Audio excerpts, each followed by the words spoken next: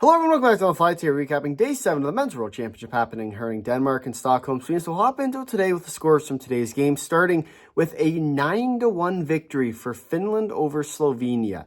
Now, this was a game that, for me, coming into this one, we saw Finland kind of struggle a little bit at this tournament. And you think to some of their other games where, frankly, scoring was a problem for them. And you sort of take out the 1-4 goal game against France, where frankly they should have lost that game 3-1, of course, with the two empty nets at the very end of the game plus the overtime winner. But for France, this was the game that I think really showed that they can score goals. They just have to figure out how to do that in the games that actually matter for them, instead of, the games that, frankly, they should be winning by this kind of margin. So for France today, for Finland rather, a very well played game. And I think for the Finns, these are the kind of games you need to build that momentum for, and you have to continue to find your game throughout this tournament, because these are the games you're going to have to play against teams like the Czechs, like the Swiss, like the USA, where they're going to be teams that are going to be fighting for, that kind of game, and they're going to try and score as many goals as they possibly can. You have to find ways to counter that offense, because otherwise you're going to start to fall behind, and that's exactly where problems arise, especially for this Finnish team. We saw a couple scares already at this tournament for them, so they have to find ways to take teams out of this tournament, especially early, if they do want to win those games. And then for Slovenia today, it's a game that unfortunately you just kind of ran into a sleeping giant that finally awoke from its slumber. This was a game that coming in, I think I had a tighter game.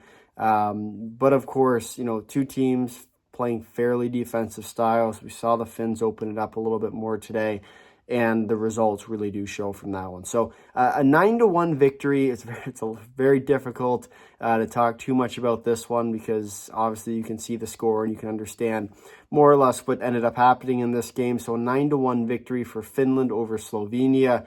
And then to the second game we go with Canada and Austria. And this was a game that obviously Austria goes up first and leads in through the first period. And I will admit, watching this one, I was a little bit nervous, and I started to think, oh, here we go again. Is it going to be another one of these videos where I'm angry, screaming, yelling Canadian fan about how Canada loses another embarrassing game at one of these world tournaments? But no, they got some of their best players at this tournament, and they took over. And you get two big goals from McKinnon. Crosby, I think, gets one as well. Those are the kind of players you want to see step up in those kind of moments, and they delivered today. And for Canada, 5-1 is a good margin in my eyes against an Austrian team that's been very difficult. But you even look at that first period, I think the shots were 22, 23-4, whatever it might have been. But it was a dominant first period, despite them being down on the scoreboard. And for Canada, if they can continue to play that way throughout this tournament, they'll be just fine. But it's about finding the back of the net when you get all those chances, which I think is just par for the course. Eventually, you find the net. If you keep doing things right, you keep generating that offensive pressure and a lot of high-quality, dangerous chances as well, I might add. So for Canada, continuing to put pressure on the Austrians and whoever it might be following that is going to be a key to success for them, right? So Canada, a 5-1 victory today for Austria. I thought they played a very good game. They were able to limit a lot of the Canadian chances. Obviously, there are a lot of them, especially when you're playing against this kind of caliber of a Canadian team, where they're going to be able to find the middle of the ice and sort of target it away. But I thought the goaltender for Austria was very good today. I thought especially some of their defensive side and their counter rushes, I thought were good as well. Those are the kind of games you're going to have to play. And you look at a team like Austria, who we'll talk about in just a second here in the news. If they're going to want to make the quarterfinals and do anything in them, that's the kind of game they're going to have to play. Very similar to the way they played against Sweden, the way they played against the Finns. Those are the kind of games you need to win if you're going to make it far into this tournament. So for Austria today, I thought it was a decent enough game for them. Obviously, it's a tough game always when you play the Canadians, but I thought Austria did a real good job today of sticking to their structure and really limiting some of the high-quality Canadian chances, despite, of course, Canada is sort of finding their groove, especially later in this one. We'll now go to the news, and for Finland, they score now? They score now! You know, every once in a while you find a new tidbit from a team at this tournament, and 9-1 is more than enough. 9 goals scored for the Finns. A very impressive game, too, I might add, for this team. So for Finland today, a very well-played game. You know, they dominated from start to finish, just like they should be, but they also found the gaps. They found the seams. They've created offense, which we haven't seen them do too much of at this tournament. Yes, they've had a lot of looks, but they've also been a team that's kind of struggled a little bit. And I think for Finland, it's about now continuing that goal-scoring trend throughout the rest of this tournament. They can do that. Look out, because this Finnish team is always a team that can play good defense, you know, plays both sides of the ice. They can beat teams like Sweden, like Canada, if they play their style, but it's about scoring goals. That's the difference between a good Finnish team and a great Finnish team. So we'll see through the rest of this tournament if they're able to continue the success from the Slovenia game. But then the Slovenia was not ideal. You know, you don't never want to lose 9-1 against a team, much less the Finns, where you've played a very good game against some of the better teams at this tournament, most notably Canada, with holding them to 4-0. And I just think that for Slovenia, not exactly the game you want to be playing in this one. Obviously, you're trying to build momentum for your eventual game that matters against France. So be interesting to see for Slovenia as they move along in this tournament. Obviously, they do play Sweden tomorrow, which should be another game that I think could get ugly real fast if they don't find ways to limit their offense. But, of course, time will tell on that one. Then to Canada we go with the twine, tickling the twine, or I don't really know what the expression is. But for Canada, finding the back of the net, very, very important for them, especially in these kind of tournaments where, you know, you see all the offensive firepower. Now it's just about converting on those chances. And I think it's one of those games that for Canada, they can continue to find ways in there and find ways to generate offense, especially high-quality looks. They will be just fine, especially when you look at the teams they're going to be playing. You know, you're going to look at Switzerland, who's going to be trying to play a full 200-foot game, but also really pressuring you in the offensive end when they can. Similar to the Czechs, who will play a little bit more on the defensive side, but they'll get a lot of rush chances. You know, it's going to be offensive games between those teams. And the U.S. as well, who very well could be now the third spot. All of a sudden, that could be a way that Canada could see them in the quarterfinals or even the semis, where they're a team that you're going to see a lot of offense out of as well. So for Canada, continuing to find ways to keep the offense generating. You have one of the best offenses at this tournament. Continuing to find ways to create chances is going to be key for them. And then for Austria, here, they're tracking. And this tournament is always an interesting one, right? With the bigger groups and the way that the quarterfinals are seeded. Obviously, the top 4 teams do make it, but then you have, you know, your other 3 teams that aren't relegated but also aren't in the quarterfinals. So you kind of have a lost 3. But the truth is that for this Austrian team, they've found a way to be right where they need to be. They beat Slovakia already. They've lost, the team that they've lost to, it might not look great, and we'll show that in the standings in a little bit. But it might not look great, but for Austria, so far they've lost to Finland, Canada, Sweden, and they beat Slovakia. Their teams that they're playing from here on out are Latvia, France, and Slovenia.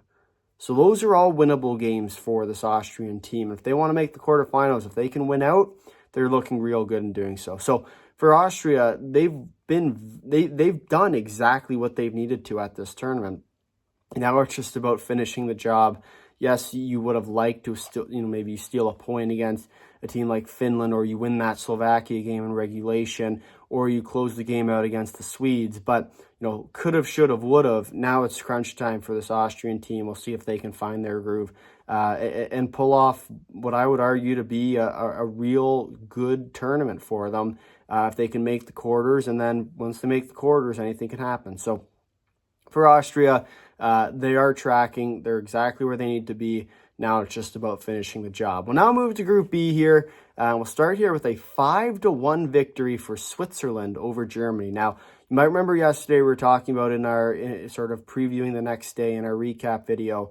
But for me, it was about, for Switzerland, if they could find the lead early and they could continue that success throughout the game. Don't be surprised to see them run away with it.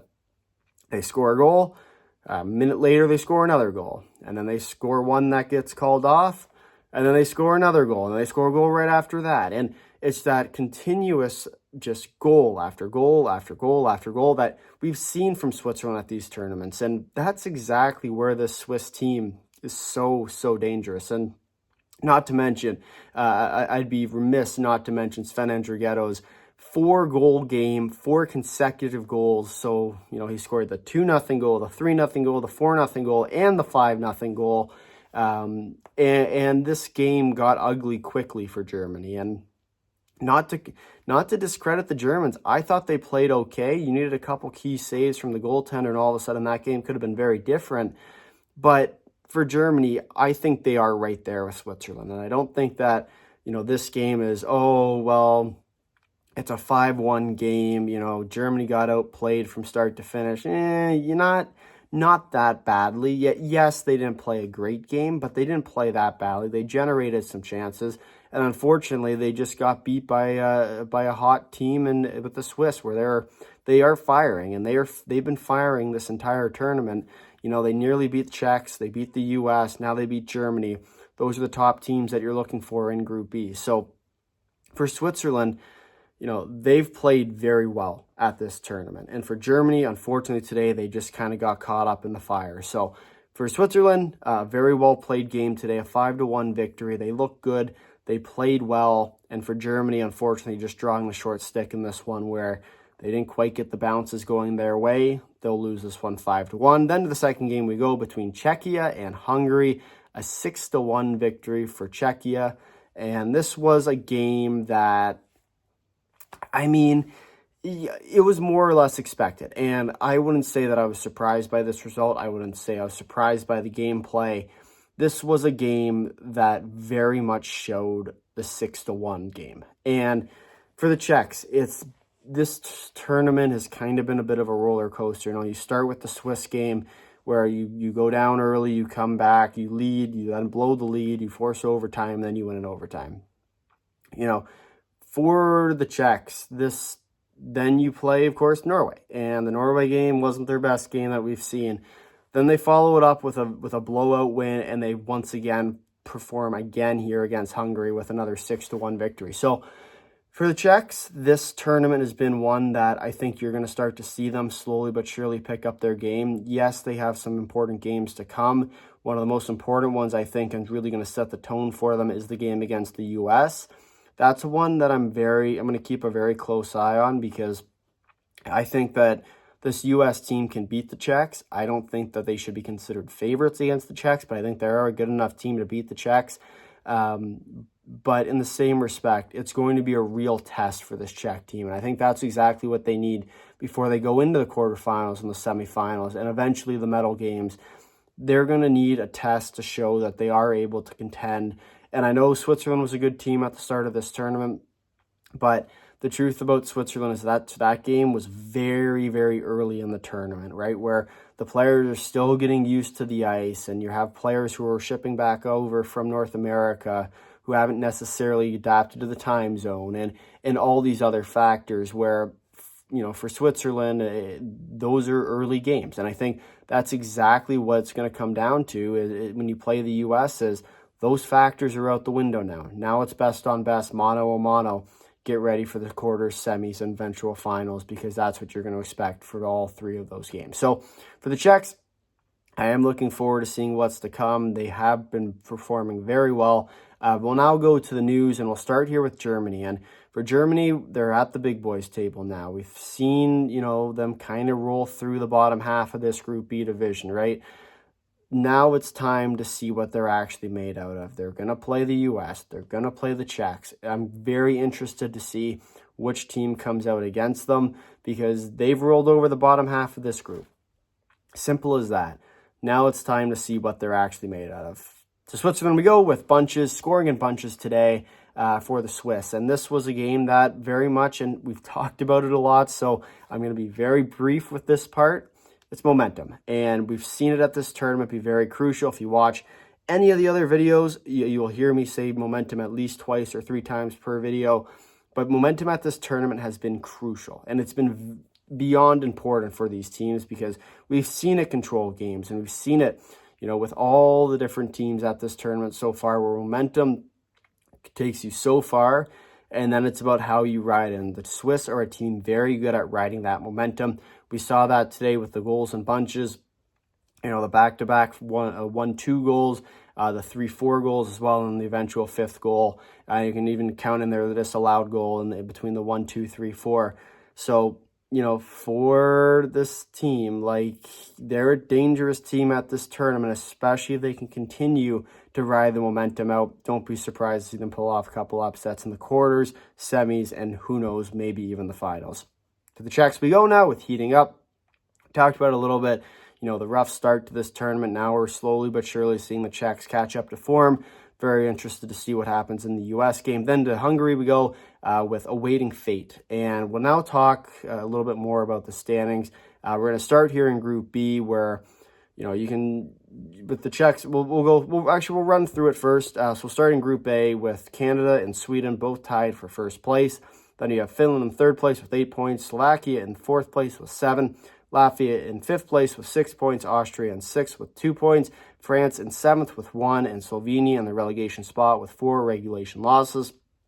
Then over to Group B we go with the Czechs in first with 11, Switzerland in second place with 10, Germany in third place with 9. Then you have the USA in fourth with 8, Hungary and Denmark tied for 5th and 6th with 3 points, Kazakhstan in 7th with 3. Remember, Hungary and Denmark both own the tiebreaker over Kazakhstan on the head-to-head.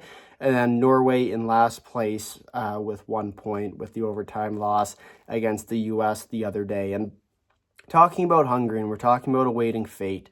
And I think this is kind of where it ties into. And for Hungary, they know that really all they have to do is hope that Norway can find themselves out of the 3-point range. They're going to play Hungary. And so more or less they should be okay. And now it's just a matter of if Kazakhstan is going to, find the game that matters. And for Kazakhstan, they need a point. They need a point in any of their upcoming games to be able to get out. And I'm still not sure they will. And I think that's the best part is for Hungary, they very well much could be okay. And I think then it's just going to come down to what's going to happen and what's going to be the fun 3-way tiebreaker that is going to upset everything. And, that 1 point that we saw from Norway was crucial for Hungary, at least at this tournament, where all of a sudden they don't really have to worry that much about the tiebreaker. Yes, there's a potential for the possibility where Kazakhstan gets a point, 2 points, 3 points, whatever it might be, then you enter into another tiebreaker.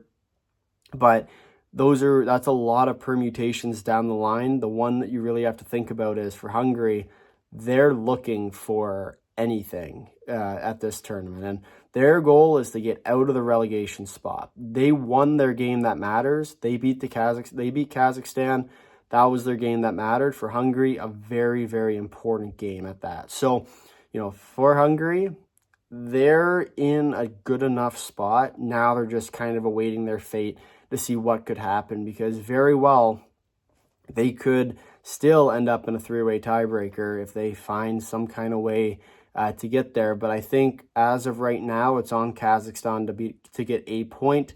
Whether or not they will do that, time of course will tell, but I do think that they should be okay at this tournament. Just something to keep an eye on in the bottom of Group B. Then you also look at the sort of the 3-4 spots in Group A, or Group B rather. That's kind of where you'll see that cutoff, right? Where for the U.S., Denmark's a team at this tournament that's going to rise in their next couple games.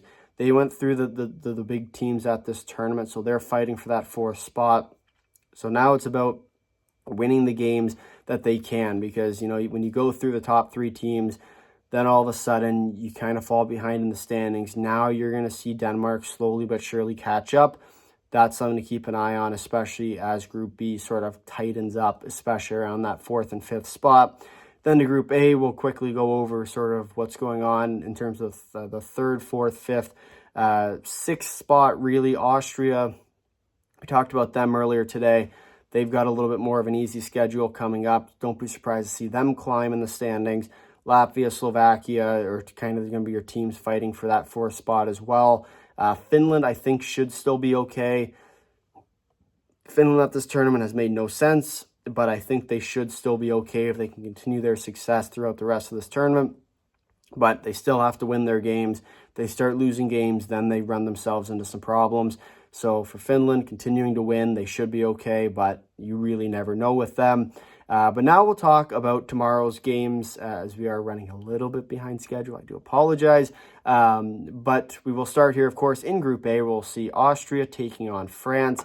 And this is a big game for both these teams. You know, for France, this is another winnable game. And we talked about it a little bit with the relegation spot, right? Where, you know, for Slovenia, they need to win the game against France. And for a team like France, if they can win a game, that takes that sort of combination out of the equation. And then all of a sudden, you know, a team like Slovenia not only has to beat France, but they also have to find a point somewhere else. And that's very difficult when you look at sort of who else is at this tournament. So for France, this is a winnable game against Austria. For Austria, these are the points you need if you want to make a push to the quarterfinals. It's an easier opponent than what you've been playing so far. Now it's about finishing the job. I would expect Austria to take this one, but I do expect this one to be close. France isn't a team that's going to let games get out to a crazy margin. They will keep the game close, especially against the Austrians, but look for a guy like Marco Kasper to really take control and lead Austria to victory in this one. He's one of the players, or really my player to watch at this in this one to see how well Austria can perform. Then the second game in Group A with Sweden and Slovenia coming up at 2:20. This game I would expect to get ugly, but you really never know with the Swedish team where they get too fancy, they get really cute. That's when the problems start to arise. So for Sweden, for Slovenia, that's going to be a game that I think could get ugly. Game of the day, of course, is going to go to Austria and France. It's going to be a good one at 10:20 a.m. Eastern. And then we'll move, of course, now to Group B with Denmark and Hungary at 10:20 a.m. Eastern. This is going to be a real good game. And I think it's going to be one that Hungary is going to fight. And there's no easy wins in this tournament. And as much as Denmark with the home crowd, you know, they've played against some of the better teams. They've struggled against some of the better teams. I think this still will be a good game. And I think this will be one that's going to be a tight one. And you'll either see Denmark score early, score often, or you'll see this game kind of struggle throughout into the third period where it could go either way. And obviously, Hungary understands that they probably aren't going to win this tournament, but if they can scrounge a point, that takes that possibility of what happens if Kazakhstan gets a point. They can win a game, all of a sudden their path to victory gets that much easier. So for Denmark, they're looking for the quarters. They want a regulation win. For Hungary, they also just need kind of a point, a scrounge point, that if they can find it, then all of a sudden everything gets that much easier. So that's the first game of the day at 10:20 a.m. Eastern Time. And then to the second game between Norway and Switzerland. This is a game, honestly, I could see Norway playing very well and taking this game against Switzerland. You know, Switzerland's a team coming off back-to-back games. We don't see it play too much of a factor at these kind of tournaments, but it does play a little bit of a factor. And who knows, right? Very possible that Switzerland comes out a little bit sluggish after a long game. The third period, which Norway has really excelled in at this tournament. If you remember back to the other day where they came back against the U.S. and they've looked good in the third period and in some of their recent games, I think that's the kind of thing you could see very well turn the tide of a game. So for Switzerland, for Norway, two teams very, very close. And I think that's going to end up being the game of the day in Group B, but very well Denmark and Hungary could also. Sweden, Slovenia, the only game I think will likely be a blowout. Austria, France as well is going to be probably the game of the day across both groups. But with that, if you made it this far in the video, thank you for watching. Please drop a like if you like, subscribing. Tell all your friends about down below your thoughts on Day 7 of the Men's World Championship. Until next time.